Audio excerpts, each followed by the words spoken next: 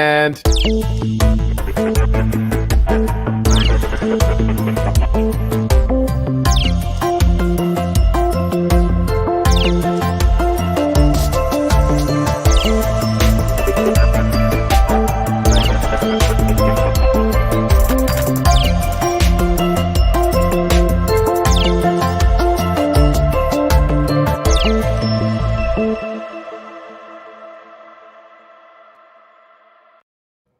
all right, so we got my good buddy Jacques in here again, which I'm excited about because he's like, hey, we're just going to start launching all sorts of new badass features on discussions. I'm like, okay, I need to walk through. You're going to have to show me this stuff because what the hell? And of course, there's still some people that don't know that Chirp is actually live. We opened up the doors. We cranked open the gates. We knocked down the walls. Everybody is welcome. As of a couple of days ago, you can go to there by just typing in www.chirp.li. I don't know why I keep doing that with the LA thing, but I'm just going to. I definitely checked that out. Got my discussions hashtag on lockdown. I don't want to get one though, so I couldn't get discussions. I only got discussions.app. So you're gonna have to tip me some Chirp. I mean, I think everybody who comes on ChirpCast should probably get a little coins. Yeah. Where are we here? We got all sorts of stuff going on. Am I not following discussions yet? What the hell? Yeah, that seems ill-advised of me. No, I must be. Where are you? There you go. Boom. Yeah, there we go. Actually, you know what we'll do? Look at this. Look at this. Boink. Wait, what happened,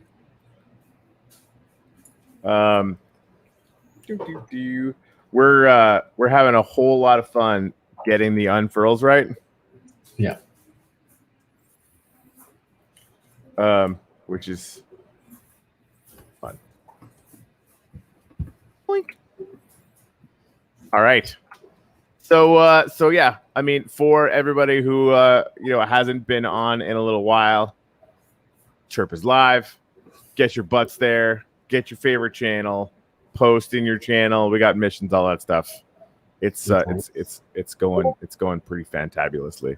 See, look at this Twitter unfurl thing. We had this going pretty right, and now it's being a jerk. So I know the dev team is working on that now. So we'll get that stuff fixed. Anyway, Jacques, how you doing? I am good. I'm misspelling stuff on Twitter because that's what I do best. So Brad just popped into the comments and said, you two should discuss, because he thinks he's funny, how you feel about the competitive nature of Chirp discussion. So are we competing with each other, or would this discussion be more about how we're competing with the giants of social media that are fucking up everyone's lives? No.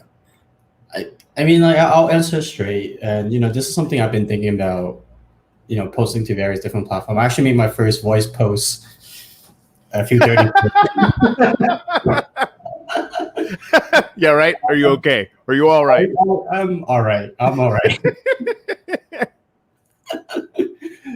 That's awesome. Yeah. I mean, we brought it up in the last ChirpCast. It's so small. It's so small. And if you're on Chirp, you probably know discussions. And if you're on discussions, you probably know Chirp, right? It's just kind of the circle of people who are interested in decentralized social media is still so small. Yep. Are we competing? Sure. But I think what you realize after a little while is that we could try to compete for that that we could both try to compete for that small pool of users, right? Or we could see what each other's better at, how we could differentiate and extend beyond that, because again, right now the pool of people who are interested in decentralized social media is tiny. That's just the fact. Even for Steam, Steam is what, 100,000 users monthly.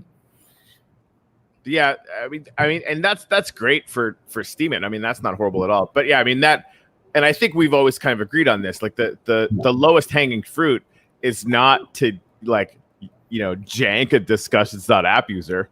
right? Yeah. The lowest hanging fruit is Facebook and Twitter, where people are frustrated and people, sense that they want something different. I mean, if we get, 5% of disgruntled Facebook and Twitter users, that's insane. Like those numbers are in the hundreds of millions, right? So yeah, I've always thought of it as figuring out ways to better integrate and work together, so that we become we're small networks among ourselves. But once we start applying that network feel to it, right? There's things, and I think we're going to go over them. There's things that Discussions is doing right now that I don't know if we'll ever do, right? They're unique and fantastic. Even just the blog feature. I had Jimmy D on. We were talking about Tribe, right? And they've been doing this sort of large write up kind of thing from the jump, basically from EOS, as far as I remember. And I mean, that's just something we're not going to do, right? So like the mediums of the space, and there's tons of people posting on Medium, and porting those links over to Twitter and Facebook or what have you. Like, I think there's just a lot of room in the ecosystem to make tools that people want to use and that would work well together. Yeah. By the way, you laughed at my kitchen setup, but you know what's the great thing about being in the kitchen? You have easy access to your beverages. Nice. I like it. You should see my desk right here. Actually, I'll show you right now. It's just all like coffee and honey and a big water bottle, and it's all Yeah. It's my kitchen away from the kitchen. Yeah. But yeah, you would talk, like, going back to the competing stuff is again, like, I think what would be really cool, and this is something that I always wanted to happen, is that when Chirp is kind of more developed, right? We would love to when Chirp has the ability for you to kind of take out a post, like a Chirp post, and embed it somewhere else, kind of like what you guys are doing with Twitter. What Instagram has, Telegram has. We support all those different social media platform posts. I think it would be extremely interesting for a discussion user to be able to see a regular Twitter post right next to a Chirp post, right? That kind of almost evens the playing ground. Like, okay, well, I see the Twitter post. Okay, this is something I'm used to, and I see the Chirp post, and there's some token something on this Chirp post, and then that kind of gets the viewer or the reader curious about Chirp, and in that way, it's kind of like a entryway into the Chirp platform. So again, what we're trying to do with discussion is we're trying to broaden the pie. We're not trying to like steal anyone's lunch, because right, we're pretty hungry, and there's not enough to go around at the moment. Yeah, I mean that's really the thing, right? Like the only rational thing is to is to go after users that aren't in the space. And that's part of my personal core mission, and always has been anyway, right? We need more butts in the seats, because this 0.5% of humans that are regular users in this ecosystem is just not enough, right? Like nobody's going to really scale at that pace unless you're Uniswap, and all the more power to them. They're crushing. I was reading Fred Krueger's little write up on them today, and I'm like, that's some interesting stuff. Fred from what is now, are they calling it Proton or are they calling it Metal? I'm still yeah, it's Proton. I mean, they the new sort of all encompassing thing, and the new chain and all that stuff is gonna be Proton. They bought they bought Blocks, which is kind of a surprise acquire. I mean, they did. Block is one of these unspoken successful projects of EOS, because that's what most of the exchanges rely on. They're like when they link a transaction, the EOS transaction, they're linking it to Blocks. Everybody's going to Blocks, yeah. So, yep, I agree. Kudos on them for the acquire. Right. Sorry, just posted on the thing here to make sure people can come in. But do you want to give us a tour of some of the new discussion stuff?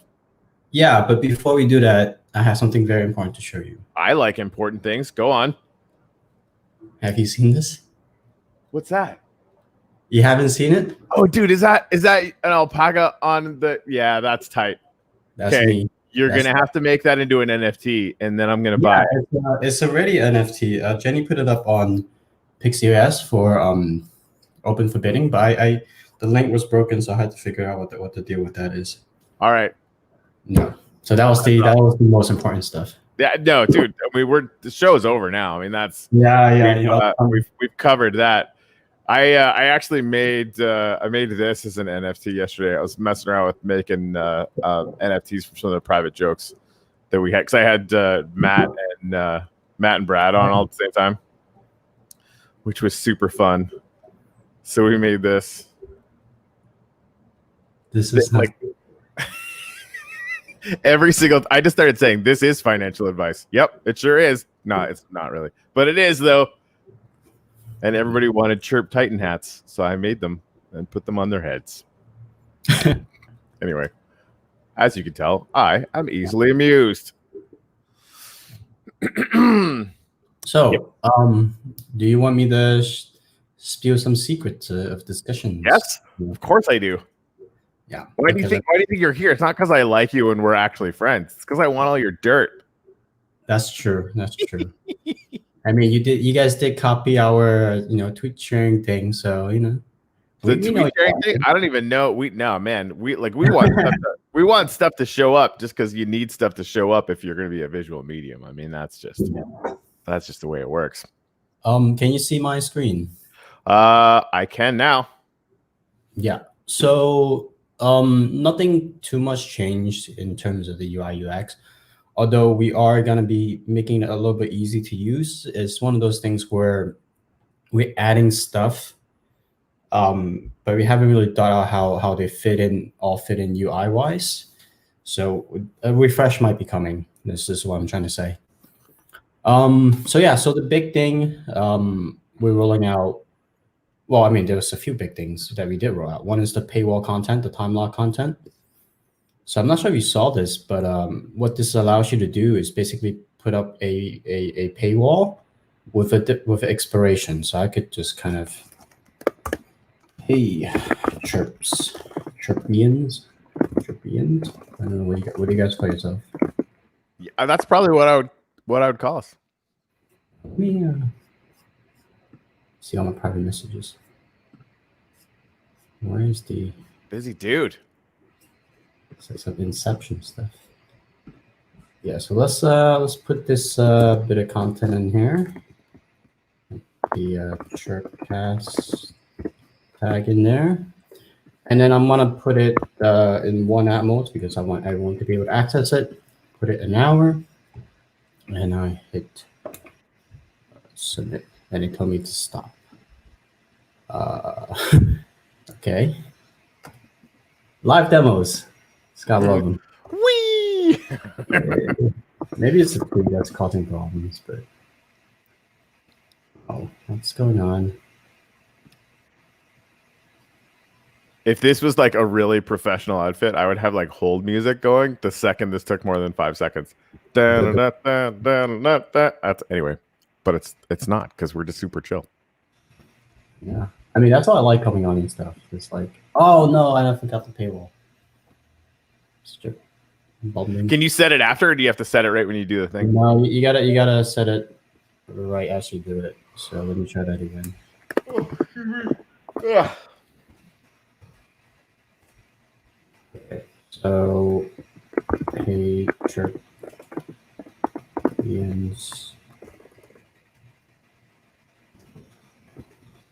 Okay. So paywall enabled. One Atmos, and then we'll put it on. Yeah, I don't know what's going on with the hello.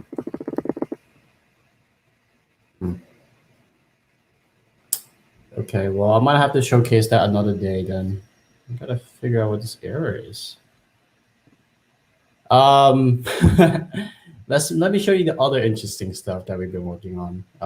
So Discussion's been, kind of planning to get into DeFi game before it was even called a DeFi game. Yep. To how, we were looking to expand to TLOS since the beginning of the year. Yeah. It's only been, we were only catching up to our roadmap that we laid out. So we're on schedule, and it just so happens all this DeFi craze, be taking at the same time. Mm-hmm. So what we did is build into Discussions a very easy to use swapping functionality. and we added a support for a bunch of tokens. A lot of these are DeFi tokens. So we want to kind of support the growth of DeFi projects on EOS. And as you know, it's quite difficult to get started with EOS if you don't know what you're doing. Just getting an EOS account is such a pain in the ass, and it really shouldn't be. So what we did here is we created a swap functionality within discussions, so you could just swap all your assets. So let's say I want 1 EOS worth of Atmos.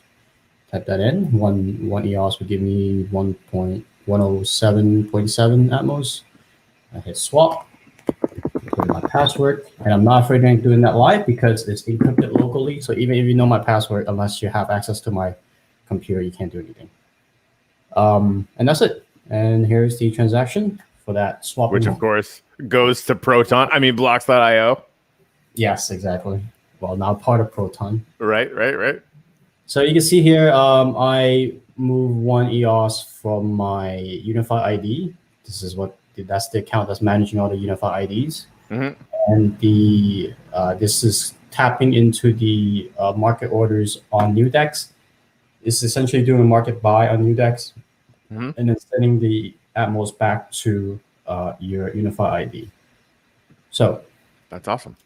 Yeah, exactly. So now you can do swapping. And again, you don't need an EOS account to do this, because once you set up a discussions account, you could send your EOS from exchanges to discussions, and you can start swapping all these new crazy tokens that people are talking about, box tokens. A lot of box memes going on right now. Yep. And this is only the first chapter. This is just the beginning of what we're doing with DeFi. We are looking into adding more functionalities to make it compatible with Unify ID. So things like Vigor, voting for becoming a custodian on Vigor, depositing and enabling adding to the liquidity pool of Box. That's something we're also looking at. Okay. So a lot of things are happening, and all this is all this software that we're building is all open source.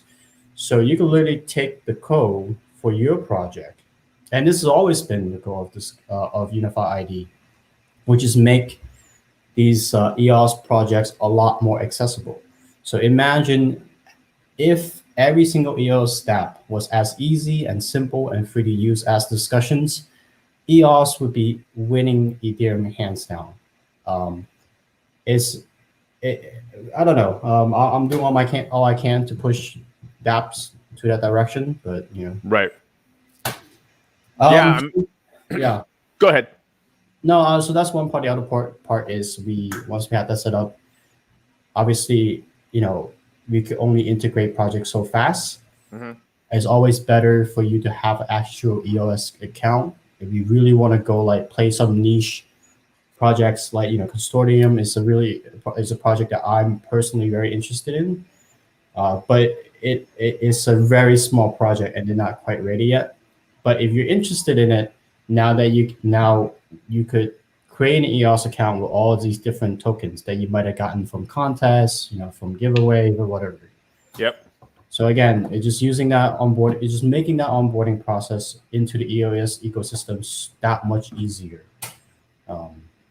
So I could create it with Crown, I could create it with Boy, Pizza, Box. You name it. That's cool. Just to reiterate, so people really get this. That means if you get any of these tokens anywhere, you're going to be able to convert them to actually get an EOS account, which is pretty cool. So that might be a way that you're taking a what's that one that the one wallet that's doing free accounts? I keep forgetting the name because I haven't used it in a while. Wombat. Yeah, Wombat. So you get a free one, and then conceivably you could use that free Wombat wallet to make some coins or whatever, and then flip it over to discussions and actually create a real one, which is awesome. Great friends with Wombat. The people who have Wombat, great project. They have onboarded a lot of EOS users, but their system is not. It gives you an EOS account, but you don't have control over it until you pay to get the private key. Yeah. So, Yeah, I mean it's a compromise. Like they're a business, right? They can't just literally give out free EOS accounts, right? They Yeah, go, for new users, they don't care, yeah, right? I exactly. mean, it's and neither should they at the beginning, right? Like it's just if you really care about it, you can spend the $5 or whatever it is. How much is it for an account now? I haven't even looked in the last little while. We charge 0.5, but that's to cover the 0.5 EOS. Yeah, 0.5 EOS. It's like $1.50. That's that. So that's your cost basically. Yeah, that's just the raw ingredients, if you will, and whatever we actually try to get the best price we can, and whatever is left over, we just stick it into your CPU, so Nice. you start playing with it. CPU is good. The CPU is terrible. Well, having it is good. In Yeah. general, yes, it's terrible. If Brad's still watching, he just asked what his likeness cut was. It's like, well, you got the mint too of the whole line, so that and maybe like 5 coins. I'll give you 5 coins. we're having auctions with coins already on the platform, which is kind of for hashtags or what's that? No, for NFTs. Okay. Wait, Yep. but like this is not like you guys are just doing a manual process. It's not. Yeah, no, it's not automated. It's brute. Like, yeah, no. No, that's the best way to go about it. Like we test so many of our features. I hope our users, most of you are not listening. So like for the raindrop actually was not a thing. It really it's like we just added the emoji there. It's like, oh, we have this raindrop feature, and what it is me just going behind the scenes, so it's tipping everybody. Right. Yeah. Exactly. Yeah. Actually, Brad this morning was like, "Hey, you need a bot that goes through and like likes everybody's post for the first 2 weeks or whatever." And I'm like, "Yeah, that bot's name is Corey. That's my job. I'm gonna be everywhere, and and eventually that's gonna get to be an insurmountable problem. But I'm gonna do exactly what we did with Schipul, right? The second it got to the point where I was like literally 18 hours a day, couldn't even remotely catch up.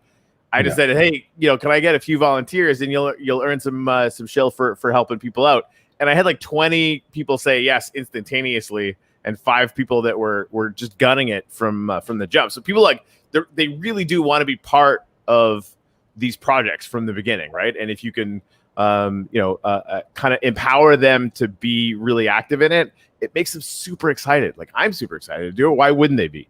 And so, yeah, that's something that I'm sure Kurt could write a bot to do that instantaneously, but then they would be robbing my future army of their purpose.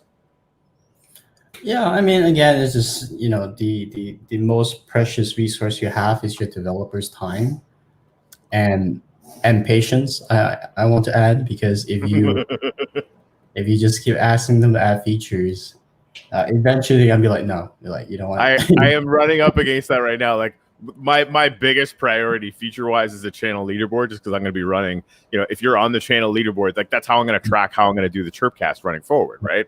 It's like if you're not on the channel leaderboard, like I might talk to you, and I almost like I might not. Right? I really want to elevate the people that are doing good things on the site. Yeah. But watching them work on this unfurl issue that we're having sort of in the alpha rollout or whatever, right? So we want everything just to look. I mean, it's a visual medium. It has to look fantastic. If you're going to post a link, it has to be relevant. It can't just be, like the one that we did today. And this was actually working yesterday. So it's, an ongoing process. It just shows up as like twitter.com. Like that's not how any of this works. but we'll figure it out, right? And so that, I actually sat in on like a stand-up meeting they had yesterday, and it's intense, man. Like it's a lot of work to get this kind of shit done. And so now I basically just started busting their balls and asking if I can have it for Christmas. Oh wow, okay. Yeah. I mean, just as a Christmas present, but an early one, like tomorrow. Well, yeah. I mean, like I said, I kind of wrote out the roadmap in the beginning of the year. Mm-hmm. And that's kind of, obviously, like being in a new project, you have to be flexible and you have to like adapt for different things, but you need to have those big milestones kind of guide you. I think had we not rolled out a roadmap, we would not be expanding the TLOS right now. We would be kind of distracted and doing something else. So, but obviously again, I don't know how complex the leaderboard is. Like you need to leave room for that kind of stuff. Where it's like blogs, for example. Again, like blogs was not something we had planned. It was definitely something is just, oh, this is a good idea. It's not going to take long to do. Let's squeeze it in, and it was one of the most successful features that we rolled out. Awesome. And it was one of the simplest features that we rolled out. So, Yeah, I mean, again, like I'm not a dev, and I just hang out with them, which is super fun for me. But I would imagine if you can do the normal leaderboard, which I also want them to change a little bit. Because right now, like the leaderboard just shows how many coins you have, or how many, not how many you have, but how many you've earned. Yeah. And that could be tipping, that could be kind of the whole 9 yards. And like I that isn't measuring what I want it to measure, right? I want only likes, and of course you're earning coins for that, right? Because that's that social engagement, right? Otherwise, you're getting like if somebody is say buying an NFT, or if there's any cross-train marketplace kind of stuff going on, it's going to measure that, and I don't really want to measure that. I mean, that might be interesting, but for me, as sort of the minister of culture, like I really want to. What's the social juice? Where are people kind of interacting with each other in a meaningful way? And how do we make superheroes of the people that do that the most? That's basically what I need that to do. Anyway, because I know Kurt watches this, so maybe he'll be like he doesn't really. He's too busy. Public pressure, right? Exactly. Well, and again, like I know all this stuff is gonna take a while because we've got a backlog of things we actually have to fix for sure. Yeah. I just love busting balls because I'm an asshole. That's really what it comes down to. Like I am a jerk. I mean, I don't know. Whatever you think, he gets the job done. Right? Exactly. Mostly, I'm kidding. Yeah. So other than that, Mrs. Lincoln, how was the show? What's what else is going on with you? Oh, we got Sound Genie up in the comments. Row. I'm not seeing all that. Yeah. Apparently, Sound Genie's going after Kurt on the leaderboard. Where is the leaderboard, actually? Let's check that out. I haven't been there in a couple days. Chances are... Oh, shit. Okay. I just got creamed. Oh, really? That's a good sign. Who is that? And how did they get all that coin? Damn, Daniel. Okay. Here, hold on. I'll show you. Doo-doo-doo. By the way, Bitcoin matching Bitcoin t-shirts. Nice. Yep. We should probably stay friends. All right, so whoever this is edging out. This is my referral account, right? Because it actually shows because we gave out like 100 coins per referral. Yeah. So yeah, I don't know how she's slaying that much, but she's totally killing it. So good job. That's awesome. And are these coins going to carry over? Like, are you guys going to reset the tokens, or like is this? Yeah, we're going to mint them. Like they're it's all centralized right now, right? Like it's basically like a point system on the site or like Coinbase or whatever, right? Like it's all kind of internal. We will be minting on a blockchain. We haven't decided yet, right. what blockchain to attach to. We're still playing coy with that. But yeah, I don't know. I talked to Kurt about that a bunch. We've tossed around a bunch of really interesting ideas, and I don't know. Like my current personal take is we basically either mint or have wrapped versions of it on every blockchain that we can attach to. Yeah, it's complicated because it's a big technical ask, and that's Kurt. Basically, he didn't use those words. He was basically just like, "Shut up." he was a lot nicer about it, but I was like, "We're not." Because like you basically are running different version of your contract on all these different blockchains. So like you essentially double, triple, quadruple whatever your development overhead is, and it's insane. We looked at doing it. Like when we're expanding the TLOS, one of the things that we wanted, like, do we want to wrap our tokens and put it on TLOS? And obviously, like, we do, but because that just shows like how committed we are to like supporting that community, and I think that matters a lot. Maybe not in the monetary value kind of way, but it shows like we want to be connected to that community. but the cost versus benefit, it just doesn't work out. It really just doesn't work out. Like the amount of work it would take away from some of the more urgent features, even like milestones that we have, is too much. Yeah. Yeah. Yeah. All right. Well. Yeah. I think if you want to like wrap on Ethereum, I think that might make sense just because that's if you want to wrap to Ethereum and you want to tap into the DeFi stuff, that could make a lot of sense. But even with that, you would have, I don't know, you would be competing with every single Ethereum project. Ethereum doesn't really interest me. So I mean, like it now, granted, obviously they have a big audience, and that part would be fantastic. So like I can see, if there was a specific partnership with say a couple different projects that were really big there, right? That where that actually made sense, and we wrapped it and did it like that, where there was sort of a captured audience that made sense. I don't know. What do you think of the new Polkadot thing that's coming out? Like I was talking to Matt, whose last name is not Rains, but he apparently is going to change it to it because I made a typo. Oops. It was when I was talking to Matt and Brad. Matt's doing the thing with Polkadot, and they're basically, from what he's saying, they're like interoperability between chains is like their bread and butter. Like they just want everyone to play nice, become the network of networks, and kind of go to town. Kind of the way I see EOS mainnet being to the side chains, right? Or all of the different spawns or whatever. But what do you think of them? Well, I mean, you asked two questions there, and I'm more interested in answering the second one. But on the Polkadot stuff, yeah. On the Polkadot stuff, I haven't been following too much. I know Matt pretty well personally. Like I asked him for a lot of advice on stuff. I know he became the Polkadot ambassador. So if Matt is vouching for them, I have no reason to doubt that it's a legit project. It's and it's been like something that has been big within the Ethereum community and is getting bigger due to all the the transaction fee, the crazy amount of transaction fee that's being accrued on Ethereum. Yeah, it's bonkers, and like it's not even peak season yet, right? I mean, by the end of next year, Ethereum could be unusable. Yeah. I mean, again, I'm gonna get a lot of flag for saying this, and but I don't really care because I don't think I love it when you say that. You always say something interesting after you're like, oh, I'm gonna get a lot of flag. I'm like, well, good.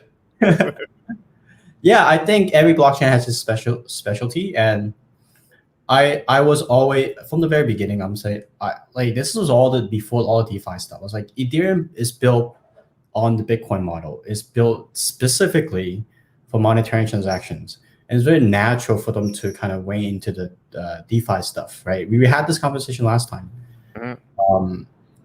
and on EOS it might be a little bit different because you could change the contracts, and that is good in a way that if you're building an application, you need that flexibility. But for financial contracts, that's something you don't want. So, all right.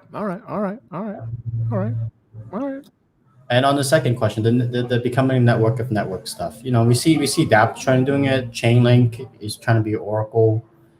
I think actually, because we've talked about this before, but could you describe what an Oracle is for noobs? Yeah, for sure. So Oracle is just basically you taking outside information and you putting it on the blockchain. And, let's say I say the price of EOS at this moment is $3.25, right? So that I'm the Oracle and I'm putting that information onto the blockchain. So that's essentially what an Oracle is. Now the problem is how trustworthy is the Oracle. And this is the problem that everybody is trying to solve. And Chainlink has their thing where they have a lot of consortiums and they have this mechanism, this token economics that incentivizes truth. At least that's how they pitched it. So that's what Oracle is. Cool. And to that, having that capacity, how would having an Oracle, because I think I kind of get it, but I think it'd be better if you described it to me. How would having an Oracle that was trusted, just assume that it was working and it was effective, how would that make it easier to connect different blockchains together? Well, I mean, that's the thing, right? You don't know. One blockchain does not know what happens on another blockchain. Right. They're two completely separate entities. And I'll go into a little bit of detail why I think EOS, the EOS IO model is fantastic in that sense. But if you think about Bitcoin, the Bitcoin blockchain and the Ethereum blockchain, those two blockchains don't talk to each other. Right. The whole point of Bitcoin, it was kind of like a self-contained system. 21 million Bitcoin. That's all you're gonna get. Right? Yep. It's a fixed system, and it is great for keeping track of things because you know exactly where every single token is. All the information it needs to run is inside that blockchain. Yep. But if you need to do something like a decentralized exchange, I want to trade one Bitcoin for X amount of Ethereum. The price, that cost of Ethereum, you cannot get that information within the Bitcoin blockchain, right?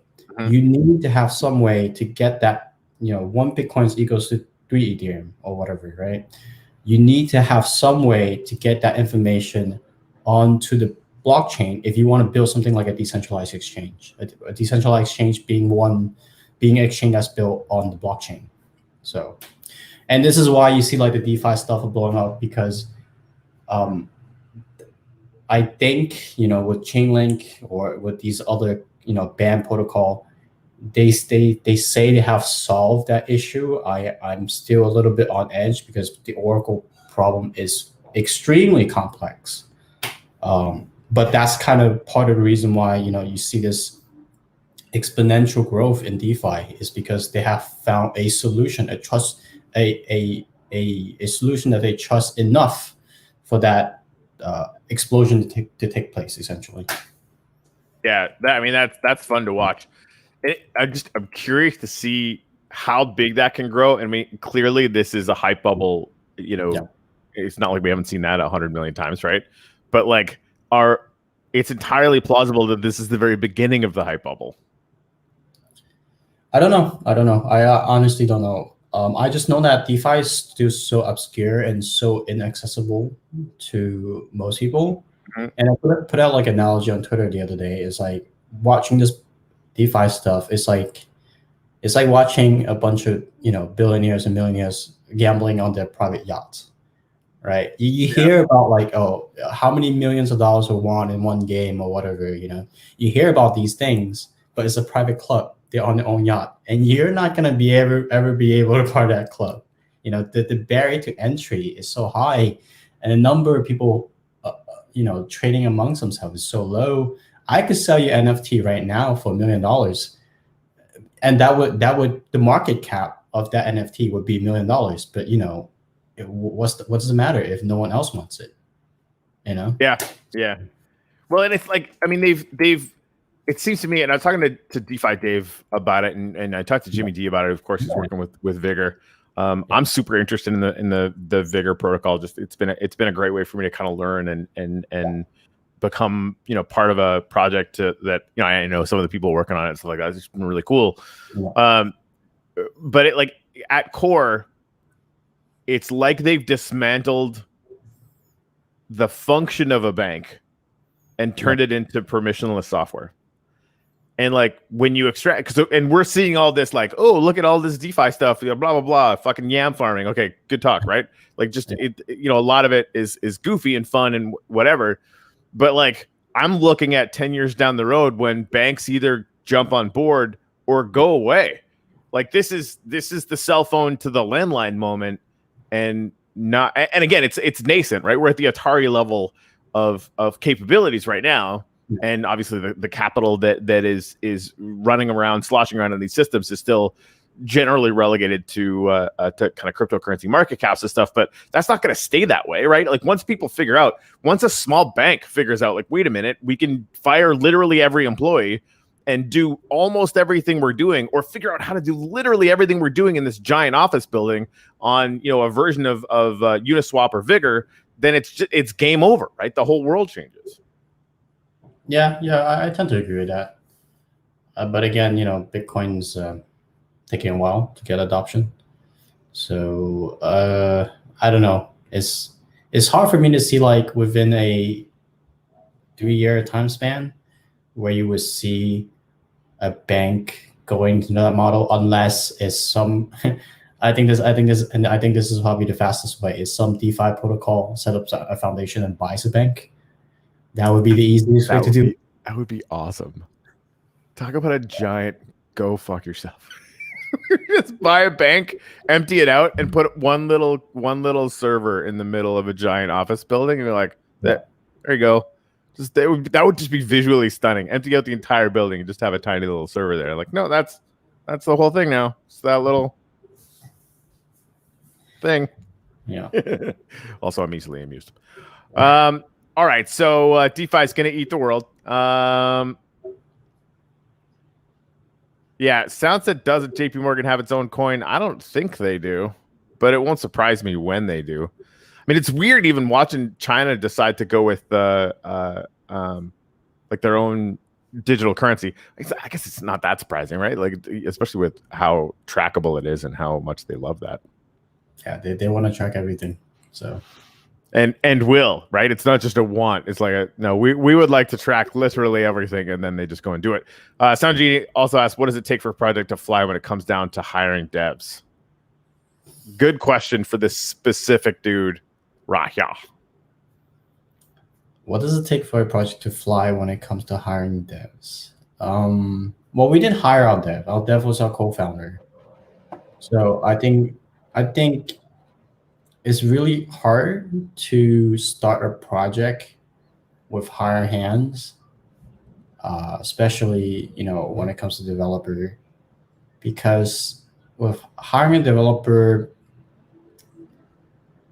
is he wants to get a paycheck, right? He's not invested in the future of the project, and he's not gonna be able. You're not gonna be able to call up the guy you hired at like 2:00 in the morning, tell them the server is down and you need to fix it before everything goes to shit. He's not gonna. He's like, this is not in my contract. I'm not gonna. This is bullshit. If he's your co-founder, he's like, oh shit, shit's on fire. Let me go put it out. Yes.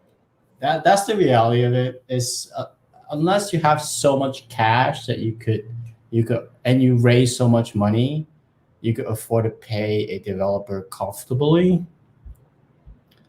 Is very difficult to, and it's so hard to raise money if you don't have a dev on your team as a founding team. Right. Yeah. So basically, you need to make them have an idea that's so good, or think it's theirs, and then just make it together. I made that up. I'm just fucking full of shit. No, that's completely correct. If you could, obviously, it's a little bit hard. Like, I talk to my share developers, and I think their minds work in a way where they could see the pathway to how to build something. Yep. And in their head to start already engineering it. So, but if you could kind of show them the bigger picture, it's like, okay, well, you're trying to do this thing because of this X bigger reason. Maybe it makes sense to do these steps first, and you kind of just nudge them like along that direction. I think you have a lot more success. Yeah. All right. Sorry, I'm just really loving this coffee right now. What else is going on? What do we need to cover? Those swaps, like, I love the fact that you guys slapped a DeFi sticker on discussions.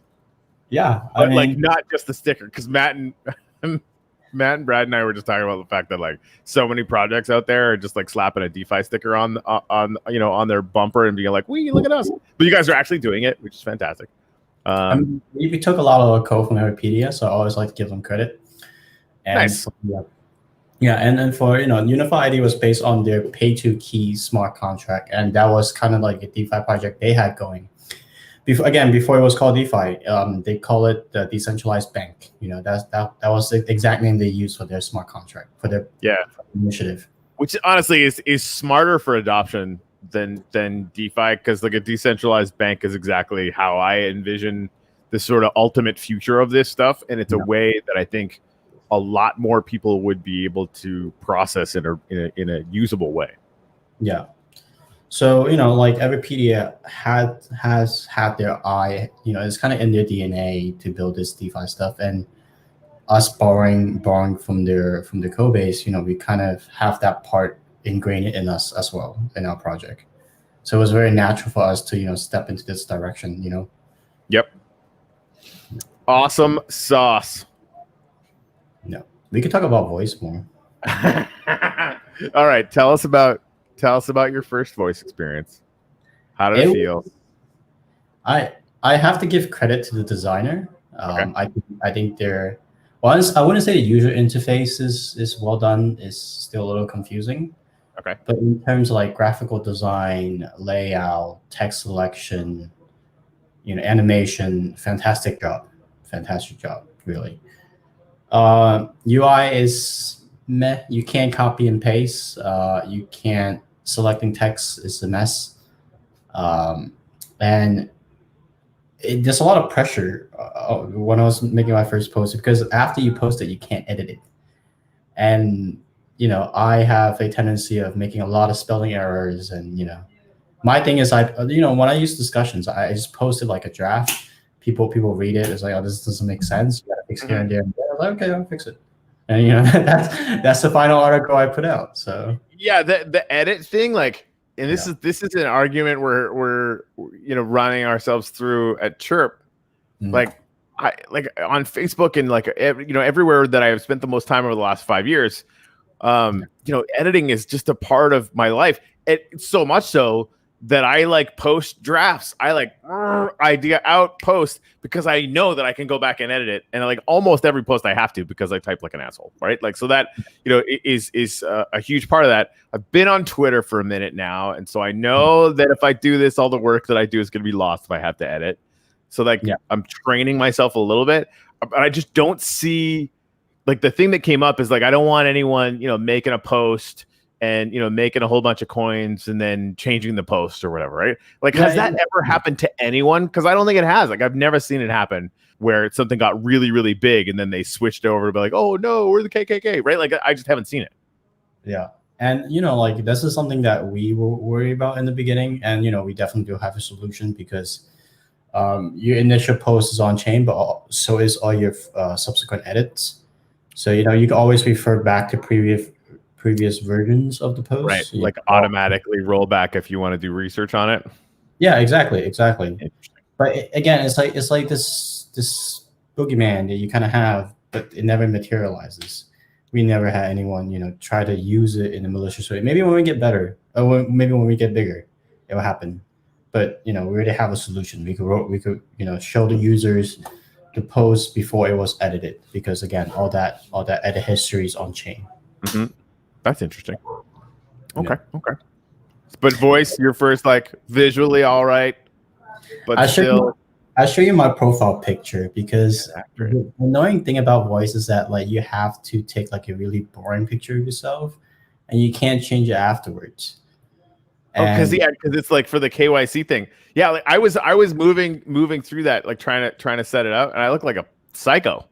Yeah, everyone looks so unhappy. Like, when I first opened voice, I'm like, all these are very, very unhappy people on this platform. I do not. It's like everyone has a perp picture. I'm like, all right, that's one way to deal with it, I guess. Yeah, but this is my profile picture on it. I was just kind of annoyed, and I wanted to You look so pissed. That's funny. Yeah. Oh man. Yeah, I mean, I can't action on voice on the business model and the other stuff they do. I don't think it's the best way to push EOS forward. Especially them being the biggest stakeholder, and they got all the billions of dollars to do it. Well, and have they decided? Do we know if they're actually going to mint on mainnet? Like, that's the thing. Like, they're not even going to use the thing that they built and made $4 billion off of, right? So that's like, it's unusable for them. Yeah. Newsflash. Dan put out a tweet early on in the project when it first announced voice, that says that everyone on voice would get an EOS account. Mm-hmm. But every time someone brings that up afterwards, he's been kind of silent on it. So it tells me that maybe they kind of walking back that a little bit. So Brad said, "Hey, cool guys, what the hell is voice?" It is true. It's a $40 million domain. Yeah, somebody bought the URL voice.com for 40 million. End of story. Exactly. If you want to expand the story slightly, it would be a social media platform that looks slick, costs tens of millions of dollars, if not more, is run by people that are sitting on $3.8 billion. And for all we know, discussions.app and Chirp within a month will have more daily users. Yeah. I have to say, like, pound for pound, like discussions, we're definitely punching above our weight, for sure. Like, I get what they're doing is complex, but in terms of just acquiring that complexity could be wrong though. Yeah, no, and this is they already kind of admitted. They walk back on the KYC. They they don't. I sign up with my last name Wells. It's just kind of this pseudonym I use. Mm-hmm. It's not my real name, so they're already starting to walk back on it, and I think whoever runs their marketing department is gonna have to do a lot of explaining to people why there's gonna be like some dude called, I don't know, XYZ ABC. It's only a matter of time. So yeah, Brad's asking if it's EOS based. So like again, it's run by the company that put out the EOS IO technology. Obviously, they did the big IPO. They got $4 billion. That's why I keep shitting on them. Because I frankly, with that amount of funding, they could probably do better. I mean, I'm an idiot. I could have done better. But it's not EOS based that we know of. Right. So when they first came out, it said, yeah, obviously we would plug into the EOS mainnet. And then it was like, no, because, they realized the EOS mainnet is unusable and unscalable for dApps because of the CPU situation, which, has since been fixed to a certain extent or whatever. Right. So then they started kind of, maybe we'll mint the voice token on there. Maybe we won't, blah, blah, blah, blah, blah. So right now, like, is it EOS based? We don't know. Nobody knows. It's just an app that exists out there. And we'll just have to see what they do with it. Which is interesting. I know what they're gonna do with it. They're gonna push Brock Pierce presidential campaign so hard. Oy. And look, I sound like such a voice hater and a Block One hater and a Brock Pierce hater, and I'm not. I don't hate Block Pierce. I don't hate Block One. I don't hate the voice platform and their stated goal, their stated goal. They want to be a better social media platform, but you can't hide that. You can't have an alternative motive, which is to push this presidential campaign of your buddy. Yeah, I mean, and at this time in the U.S. politics, obviously we're very biased. We're very left leaning, but globally we're barely left leaning, just to put it in perspective. And Brad is totally on our team, by the way, so like we're cool there. Yeah, like globally speaking, we're like dead center with like 1 foot in the left leaning category. So, geez, we want to take care of people so they don't die. What a bunch of assholes. I walked out the door and the first posted like political ad is like, sickos and hammers vote for the Portuguese Communist Party in this coming election. I was just like, oh man, yeah. I mean, like the any other season, a sort of issues based candidacy, I would find that compelling and interesting, right? Yeah. But like the country's trying to decide right now whether to become a fascist dictatorship or to maintain being a kind of mostly functional democracy. Like that's the fight we're having right now. So sit the fuck down. Like today, just sit, right? So that, and again, I've been a huge Brock Pierce fan, and like again, like I in the EOS ecosystem, like that, it's a big deal. We criticize because we love, but yeah, that I just like sit down. Like, come on, man. I think it's a wrong-headed approach. I really do think they might have good intentions, but it's a fantasy, and it's a fantasy that, and they have to know. They have to know, Jacques. They don't think they're gonna win. No, they don't. Right? They don't. It's just PR. But the problem is if 1% of people out there vote and that's what gets Trump reelected, then they're permanently on my shit list for the rest of my life. Right? Not just, I mean, that's just but EOS as well. They're gonna drag EOS into. So the EOS community has to ask themselves: did we sign up for this? You know, like like this is a question for both for Block One, for the Voice team, and you know, I felt, you know, I did my research on the Voice executive team, and it doesn't seem to me that they are fans of Donald Trump, or, you know, the state of politics as it is right now. So they have to ask themselves: is this a candidate that we really want to put our efforts behind? And the Block and you know, the EOS community is like, are we ready to be part of this chapter? Are we, like, if it becomes successful, if Brock Pierce says that what he's going to do succeeds, which is to split the election through the electoral college system, a very democratic, ridiculous. There's like a 1 in 100,000 chance, and I'm probably being generous, that it will do anything but rat fuck the election. No. He could actually do it. There is a way to do it.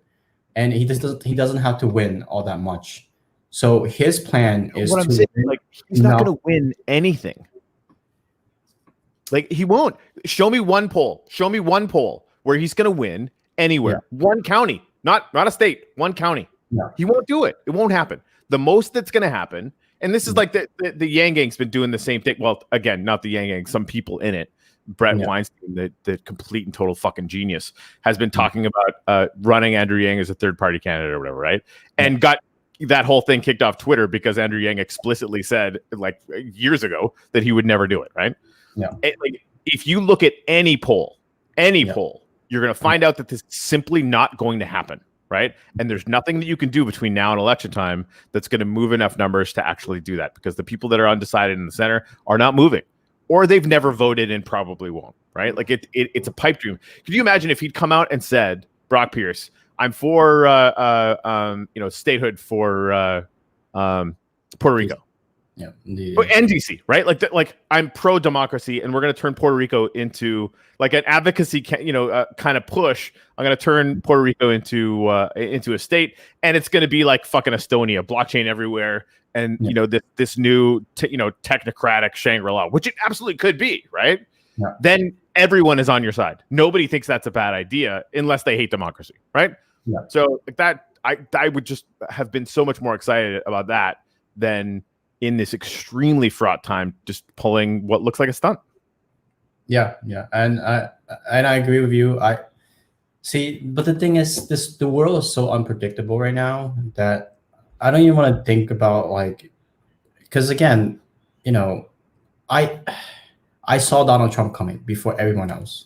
I've never said this before, but when Donald Trump was up and when everyone's laughing at Donald Trump during his initial campaign, I was like, this is someone that's very dangerous. I was traveling Europe at the time. I was studying kind of German history, how going to these German museums, and part of the adventure is learning how the Nazis came to power. I'm not comparing Brock Pierce to Nazis. Don't get me wrong. Just to be clear, we're not Brock Pierce. No, but the rise of Trump, and you saw, like, it's like, how, like, people say that those who fail to study history are destined to repeat them, and it was the same thing. Like, you saw these corporations that are backing Donald Trump, and the tide kind of shifted to the point where he eventually become the president. So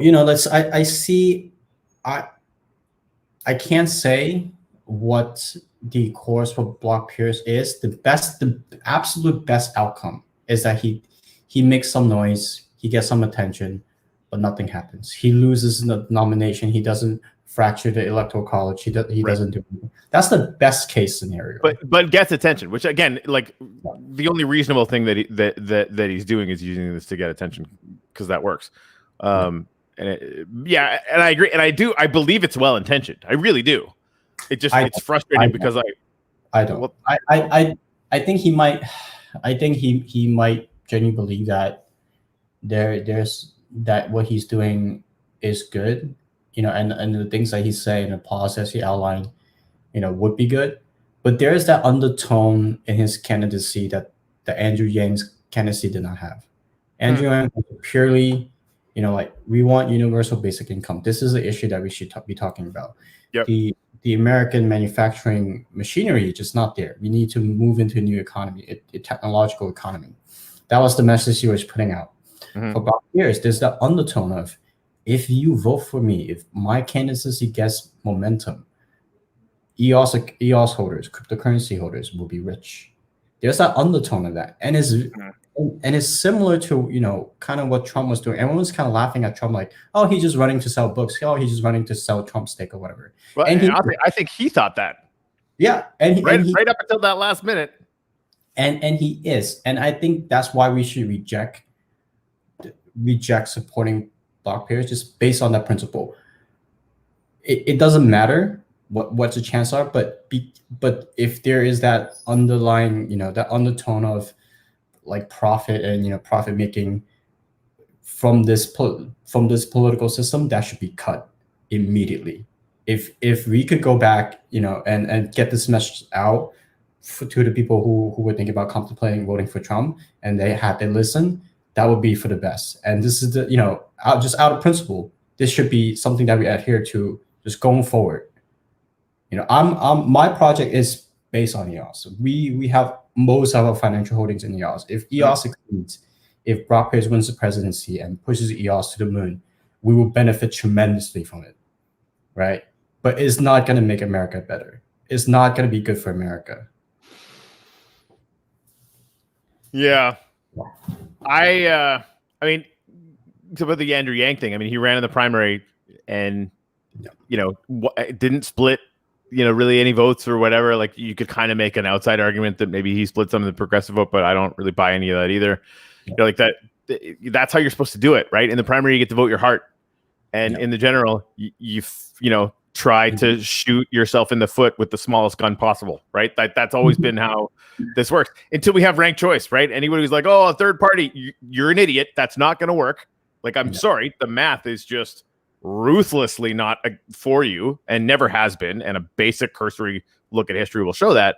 But what you could do is go to @FairVote on Twitter until I can get them on Chirp or discussions and like learn about ranked choice voting, because the second ranked choice voting gets put in, then anybody who wants to run a candidacy like Brock Pierce is doing right now, I will explicitly support. Yeah, because you can, because they're not going to be offering up the chance to have the person that everyone hates the most win, which is what a third party results in every single time. Like any vote that you put into a third party is going to make the likelihood that what you hate the most will win. And it's shitty game theory. Yeah, I don't know. I'm trying to keep an eye on this Brock Pierce presidential campaign because, again, one, I don't think is good for anybody. Two, and I don't think it's good for EOS in the long run. So, well, here's hoping you're wrong and everything works out well. No, I do wish I am wrong. I mean, it's happening now anyway, right? I mean, that's like, I don't know. The worst outcome is this. I just sound like a fool 2 years on, this idiot. Yeah, can you imagine? Yeah, like being proven wrong about this would be fantastic. Right. Just think about that. Think about the consequences. The unimaginable consequences. Well, and this is the thing, right? So, and to Brad's point, this is some serious level of stupid $40 million for a URL, right? Yeah. The $40 million for a URL team is running a presidential candidate in a year that a fascist dictator might win re-election and destroy the country. Like, that's what's going on right now. And he has the help of a campaign advisor who has 2 successful presidential elections under her belt. So, who does? Brock does? Brittany Kaiser. Yeah. Huh. So this is still a stunt. Like, it's a stunt. Period. Like, show me one poll. Show me one poll. Right? Like, it's like who he's got on his team, because what they're doing right now, they need to sound plausible. Otherwise, no one would donate to their campaign. Not that they couldn't run it with the fucking $4 billion they got from their ICO, right? Like, they need to make that plausible case, which is why they're like, if you chopped up the Electoral College like a ninja and then put it all together in a big Jenga thing, then poosh, now I'm president. It will not happen, right? Like there are statistical realities in the universe, and that is one. The only thing that he will accomplish electorally is getting Trump reelected. And that just can't be allowed. Yeah. Yeah, I don't know. Anyway, welcome to ChirpCast, where we for sure. I am super conscious about kind of putting the politics thing to the side for this stuff, because I know that in the cryptocurrency thing, there's a lot of different opinions on this, and I love all you guys, and we'll get through this. That's fine, right? But because I want to be the guy promoting literally every project that comes on here. That's the job that I've built for myself here, right? Yeah. But I know me and Jacques go back. But at the same time, like this is you can't talk about Voice and Brock Pierce without getting into the realities of this situation. So yeah, and I think however enemies I would make saying things I have said, is already they already moved. Like I already know who they are. So I don't. I'm not here to win them over. I'm just here to say what I'm thinking. Yeah. Anyway, so the positive that I would love for everyone to take: go hang out on Discussions, try their DeFi stuff out, try their blog out, tag me in a blog, post it on Chirp, so we can take a look at it. If you hate the state of politics in the United States, no fucking shit. Go to @FairVote on Twitter. Look into ranked choice voting. Understand why this asshole Corey keeps yelling about it. It will be the single biggest thing that will fix the way politics is done in the United States that you have ever seen, and I'm not kidding. Yeah, and is approved. Is countries here adopted already? It's not genius. It's simple. And you don't need these esoteric solutions that Dan Lemmer is putting out on Twitter. It's just beyond insane almost. When you have solutions that, I think that's one thing about Americans. Like, we think we perfected democracy somehow. Like we both invented it and we perfected it. So yeah. It's okay, that's a little, right? Radiolab did a podcast about ranked choice voting. I think it's called Fix the Vote or something like that. Yeah. If you do Radiolab and ranked choice voting, it'll come up right away. And they talk about how I think Ireland actually has ranked choice voting, right? So, and when Ireland was looking at this, I think they were looking at in the 70s, and what they liken to it now is the United States is basically a laptop, democracy-wise. It's basically a laptop from 1982. Yeah. Right. It works, but it's fucking terrible. It's it can't run anything. It's really slow. It's probably going to die and fall down and break its face. Right. That's the way it is. So we just wanted to make sure that we were running on a bit of a better operating system, and those exist. Right. Those are things that we can do, and they're actually testing them. And FairVote is tracking all this on Twitter. So you can go. Just don't take it from me. They're going to all sorts of different states where they're actually getting it implemented. Like I think Maine was the last one that did it, where they actually have ranked choice voting working, which is amazing. Anyway, rant over. Now what? I said everything. Oh, well, discussions, more stuff coming up. I couldn't showcase the time lock content.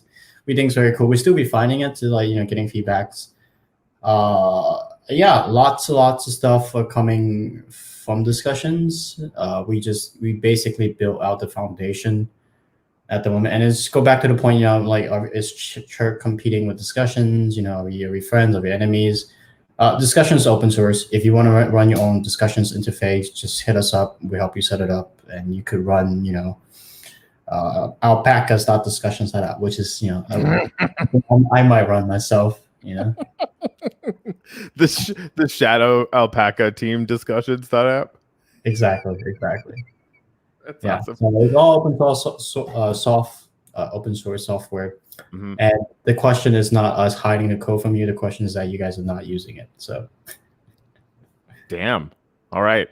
Show over. Jacques, thank you so much for coming back on. And I'm sure we'll have a chance to catch up before too long again. Thanks. Right. Thanks again for having me on, letting me rant to my heart's desire. Right. All right. So if I see anybody sharing this on Twitter, expect some coins. Laters.